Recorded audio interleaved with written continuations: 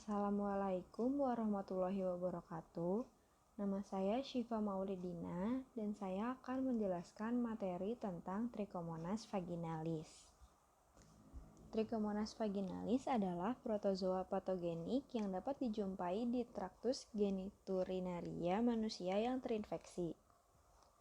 Sejarah Trichomonas vaginalis pertama kali dideskripsikan oleh Alfred Don pada tanggal 19 September 1836 pada saat Academy of Science di Paris. Don mengatakan bahwa ia menemukan organisme animalcules dari sekret segar vagina. Organisme ini disepakati dinamai Trichomonas vaginale karena mirip dengan organisme dari genus Monas dan Trichodina.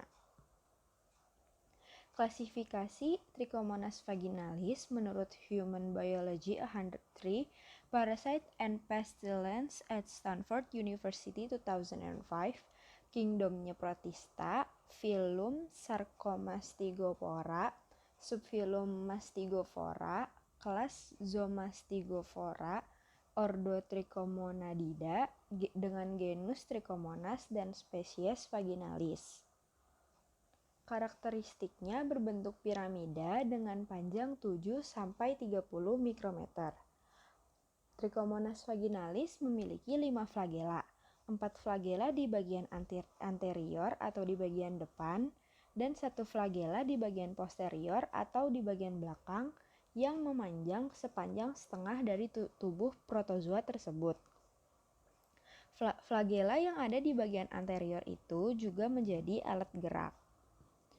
Nukleusnya berada di bagian anterior terluas dan mengandung banyak butiran kromatin dan kariosom kecil. Dan makanannya diperoleh dengan osmosis dan fagositosis, sedangkan berkembang biaknya dengan cara membelah diri. Trichomonas vaginalis hidup di suhu 35-30 derajat Celcius dengan pH antara 4,9 hingga 7,5. Dan pertumbuhan paling optimalnya berada pada pH 5,5-6. Daur hidup Trichomonas vaginalis yang menurut CDC 2017, yang pertama Trichomonas vaginalis berada di saluran genital perempuan atau di bagian uretra dan prostat pada laki-laki. Trichomonas vaginalis akan mengalami pembelahan biner, setelah itu akan menular jika penderita melakukan hubungan seksual. Penyakit yang diakibatkan oleh Trichomonas vaginalis bernama trichomoniasis. Trichomoniasis ini merupakan penyakit menular seksual yang dapat ditularkan melalui hubungan seksual yang tidak aman. Gejala dari trichomoniasis ini sekitar 70% dari orang-orang yang terinfeksi tidak memiliki gejala apapun. Tetapi jika trichomoniasis memiliki gejala, maka dapat diartikan bahwa penderita sudah mengalami peradangan dari tingkat iritasi ringan hingga peradangan berat. Pada beberapa orang, gejala akan muncul pada kurun waktu 5-28 hari setelah adanya infeksi. Tetapi pada yang lainnya bisa saja gejala tidak muncul karena gejalanya bisa datang dan pergi.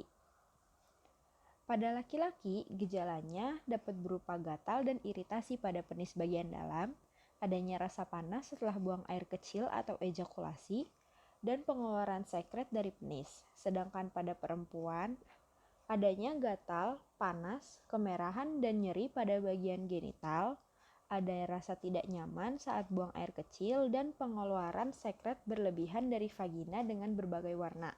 Bisa bening, putih, kekuningan, kehijauan, dan dengan bau amis yang tidak biasa.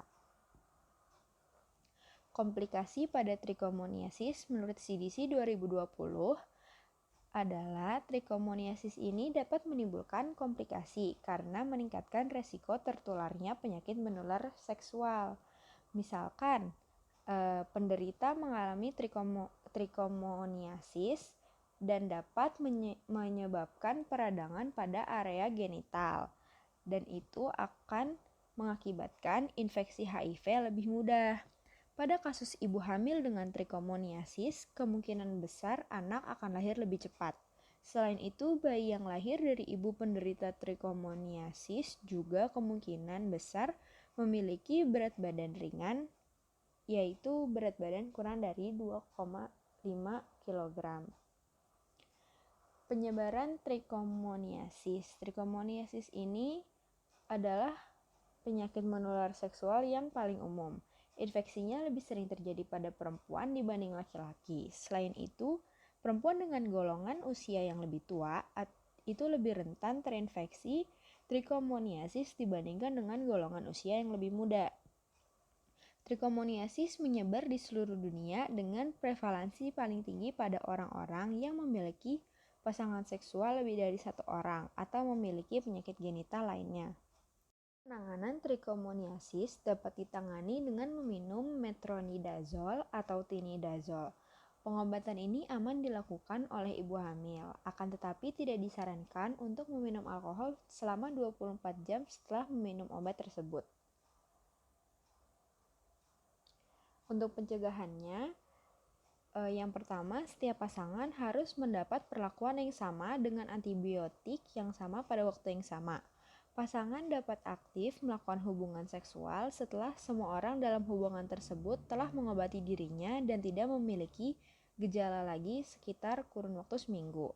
Dan gunakan kondom saat berhubungan seksual. Sekian penjelasan dari saya. Kurang lebihnya mohon maaf. Terima kasih. Wassalamualaikum warahmatullahi wabarakatuh.